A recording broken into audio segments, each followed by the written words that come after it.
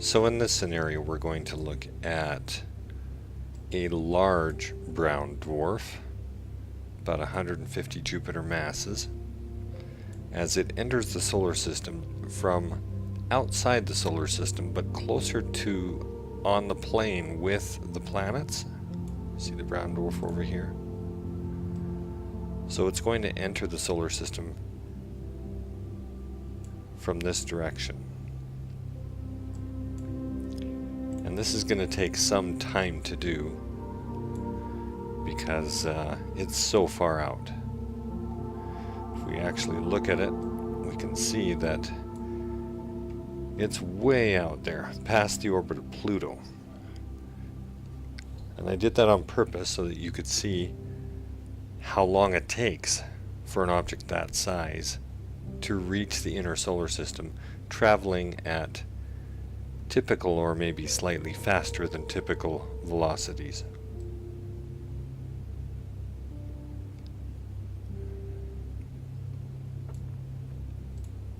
Again, let's turn on our habitable zone so we can see. Again, green is where the habitable zone is. It's the Goldilocks zone, not too hot, not too cold. The sun is in the middle, Mercury is going around the sun here, Venus is there, Earth is here, Mars is here, Jupiter's out here, and Saturn's out here. So anything that's inside the green area is capable of supporting life. The temperatures on the planet that orbits at that distance should be able to support life. Doesn't mean it will support life, it just means it could support life. Liquid water can exist in those conditions, which we consider to be a prerequisite for life. So, the object is now getting ready to cross the plane of Neptune, or the orbital area of Neptune. But Neptune and Uranus are so far away on the other side of the Sun that this object isn't going to have very much influence on them right now.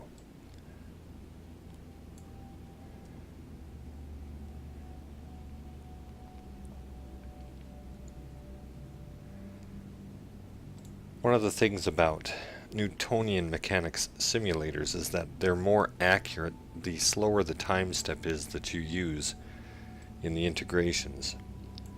And the time step for this right now is around 14.7 days per second.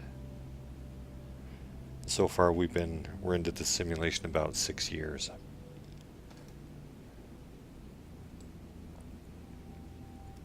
If we speed it up, the time steps get more coarse and the integrations become less accurate. So although you have to wait a long time, the results are more accurate if you're willing to wait. I'm not sure I'm willing to wait that long. I might have to speed it up a hair. You can see here that the brown dwarf is entering the solar system from very close to the same plane as the planets, which is what I said yesterday we wanted to do, to show you just how messed up it can make things. Now in some scenarios it doesn't mess things up too terribly bad, but in virtually all cases the inner planets of the solar system are terribly messed up, and in very quick order. In this particular case, I believe we'll see that it disrupts pretty much everything.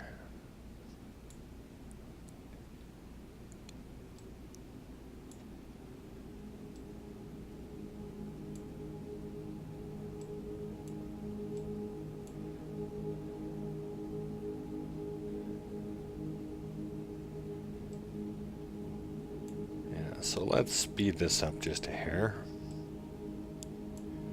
Let's go to 2.5 months for just a bit, and then we'll slow it back down.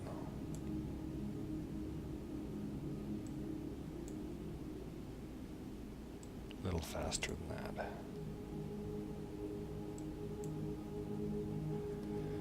Yeah, about 12 days per second.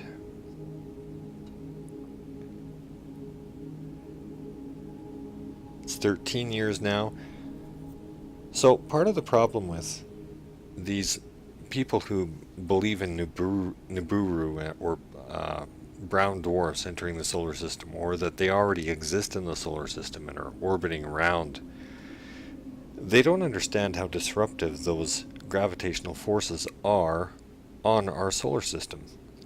Our solar system has evolved for billions of years and has entered a stable state, so it's quite sensitive to any gravitational perturbations that might exist. And to prove that, this brown dwarf, which is much smaller than the Sun, is going to start interacting, and already has, it looks like, with Jupiter. You can see the trajectory of Jupiter appears to have been altered already by this brown dwarf.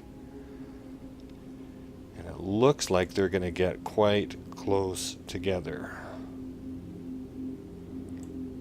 I doubt if they'll collide, but they're getting close.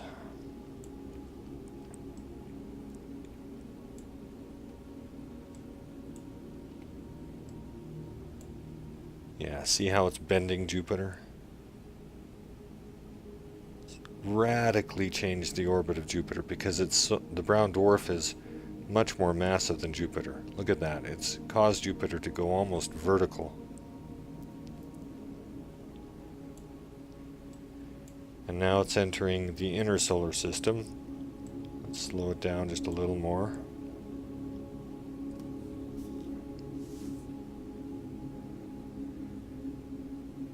It looks like it's already perturbing the orbit of the Earth. We're 16, almost 17 years into the simulation now.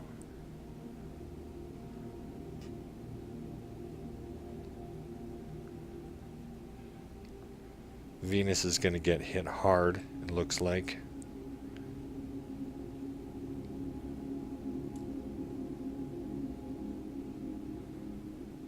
Maybe not as hard as we thought.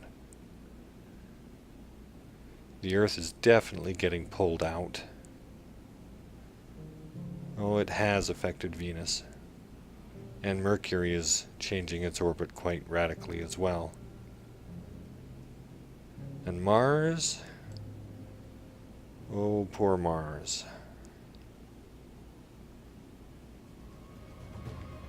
Yeah, it's getting pulled out really badly.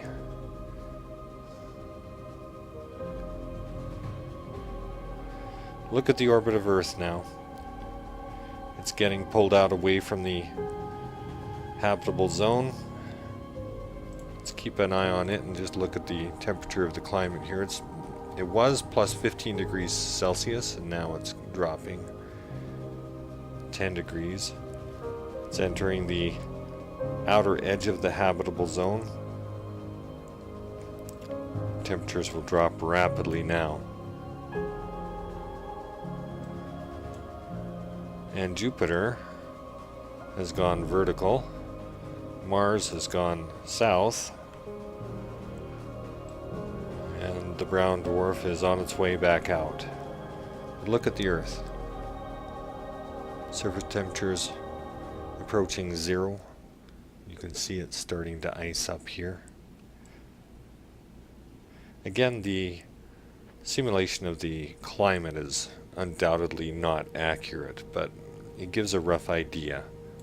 And I imagine they base it even on the albedo, which is the brightness of the Earth. As the Earth freezes over and becomes more snowy and iced up, it becomes more white. So it reflects more heat and light. It doesn't absorb the sun's light. And as a result, it gets colder. And it takes more heat to keep ice from freezing.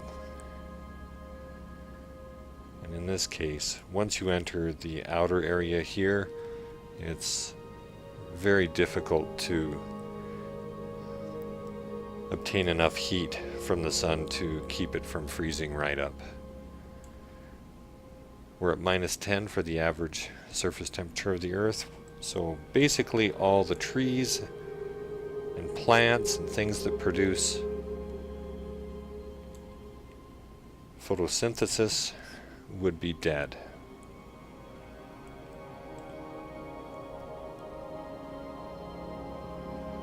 Alright, let's speed up the simulation now a little bit.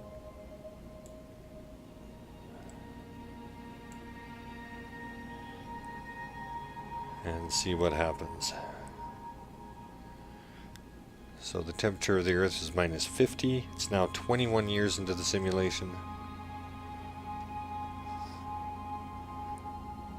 Mars is way out. Jupiter is way out. Look at Saturn, even it's getting pulled off course. The only one that doesn't appear to have been terribly influenced is Neptune. But now it will probably start to get affected more by Jupiter because they are in closer proximity.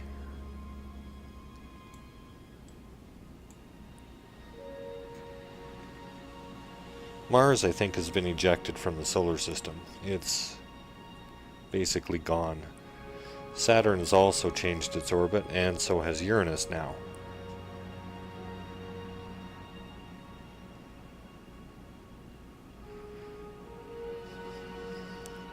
I think we'll also discover that Pluto here has also had its orbit changed.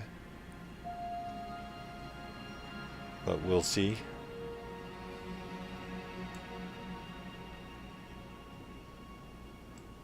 And the Earth has now established a semi-stable orbit. You'll notice here the temperature is -96 degrees Celsius, and even though the Earth comes in very close to the Sun, inside the red part of the habitable zone, where it gets really quite hot, it still doesn't warm up much. Not enough to offset the white frozen ball that we have now. Not enough to get the temperatures back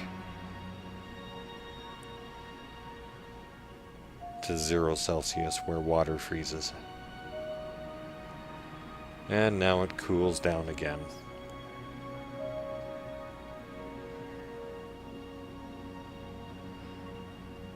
So there's the solar system. It used to be a nice orderly group of circular orbits, and everything was destroyed by one pass of the brown dwarf.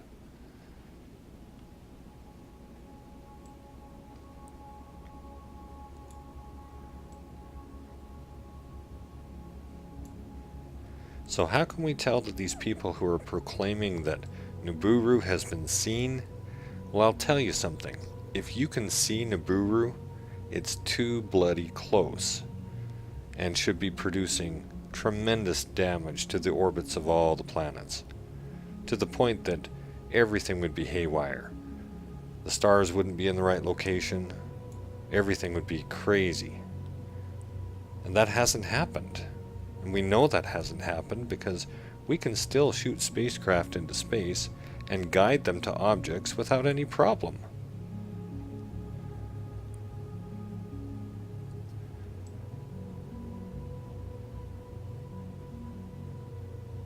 That's just one reason among many, many reasons.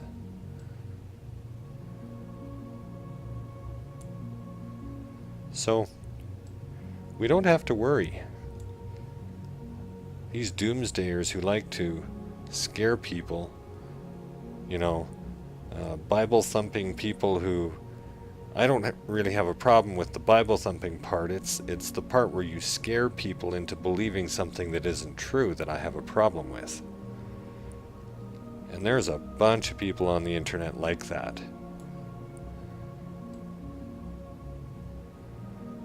If you're watching this video, you probably know many. So, take some time, comment on their post, tell them they're full of garbage, unsubscribe from their channels. They don't deserve the readers that they have for spewing such disinformation and fake news. And live your life. Be happy. Find joy. Do things you like. Be good to other people. Be kind. And enjoy what you have. Anyhow, maybe just for kicks, we'll speed this simulation up really lots. We're at 48 years right now. We're doing about almost a year a second now. Well, it's maybe a little too fast. Let's slow it down. 3 months a second.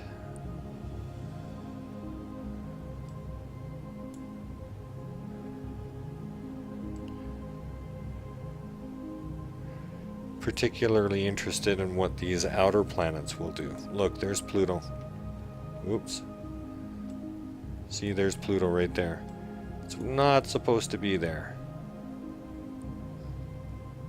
It came in really close to the inner solar system. Now, see, this is what I mean by time steps are jagged on Newtonian simulations. If the time step, the integration time step, is too coarse, then you get this behavior where it's, you know, they're only analyzing a tiny portion of the, they're analyzing a huge portion of the orbit per step.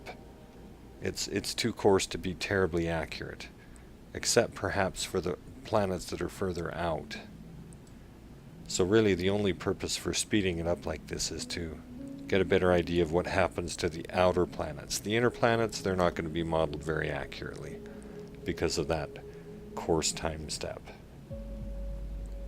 But you can see Jupiter's now starting to rotate back. We're approaching 90 years into the simulation. Looks like we haven't lost Neptune either. But Jupiter is going the opposite direction to the way it used to go. It's going up and up and down rather than around. But it's also going around just in the opposite direction. It's called a retrograde orbit. Let's slow it down so we can see the interaction here a little better with the inner solar system.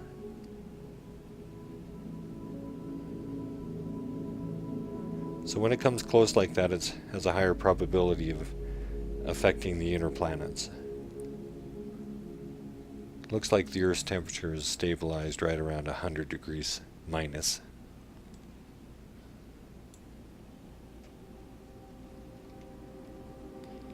Yeah, and Neptune's still orbiting, but we've lost a bunch of planets. Saturn, it's gone. Uranus, it's also gone. So far out there now, it'd probably be difficult to see them with even telescopes.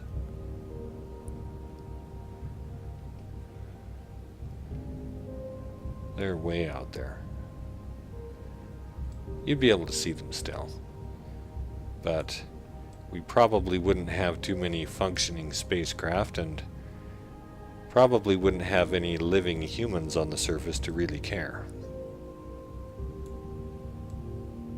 Only way to survive something like this, if it were possible, would be to go underground, and even then you wouldn't survive long.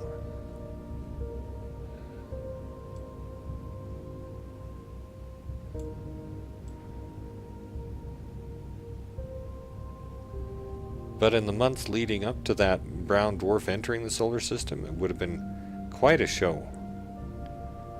It could have been dragging comets with it, and all sorts of other paraphernalia and debris from its passage through the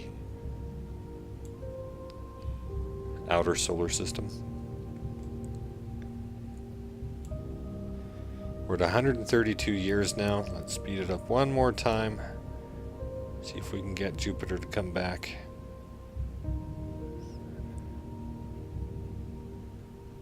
There comes Pluto again. Let's slow it down and see what happens there.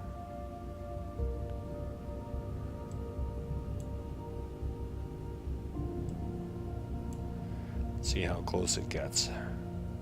Pluto's a tiny thing. Yeah, it's still fair ways out there, but it's a whole lot closer than it ever was before. Lots closer. And it looks like the Earth is starting to migrate even a little further out.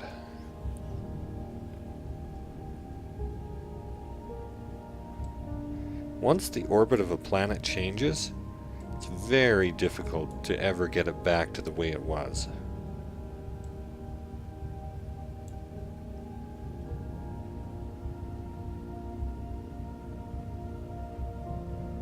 So now we're moving at about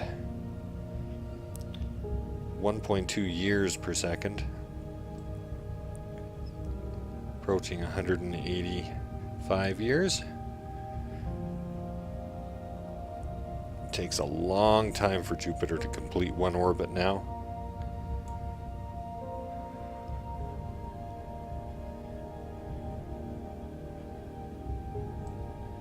Let's slow it back down.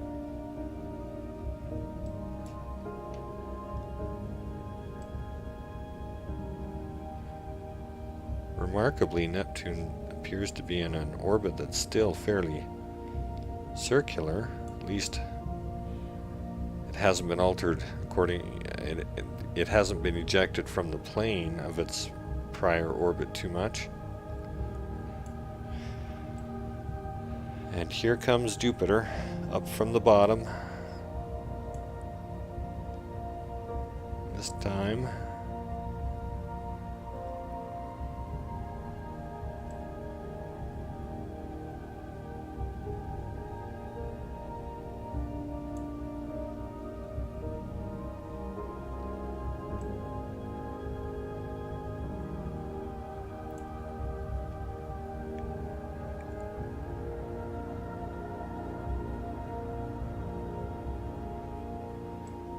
just doesn't get quite close enough to really terribly alter the orbits.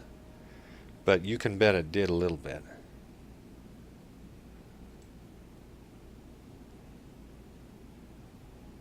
Would have to. Alright, so we're 216 years into the simulation. I think that's far enough. But in the time scale of the Earth's existence, this is just a blink. And it changed everything. Also, you'll notice that brown dwarf,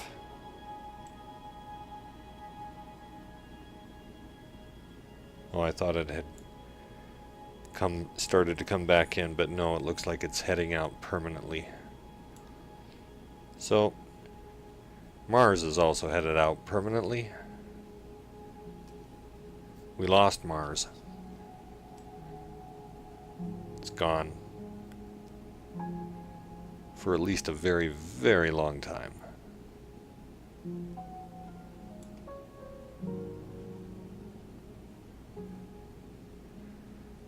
So I think we'll end it here. Not much else has changed. Temperature of the Earth is still hovering around 95 negative Celsius.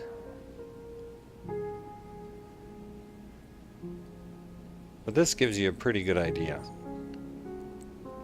of how powerful gravitational forces are with large objects. And expecting life to exist as we know it, if an object like that passed through our solar system, you know, through the inner solar system, yeah, that would be really tough to handle. So anyway, I hope you enjoyed this. We'll stop the simulation here, and you can use this information now to combat those people who are trying to lie to everybody.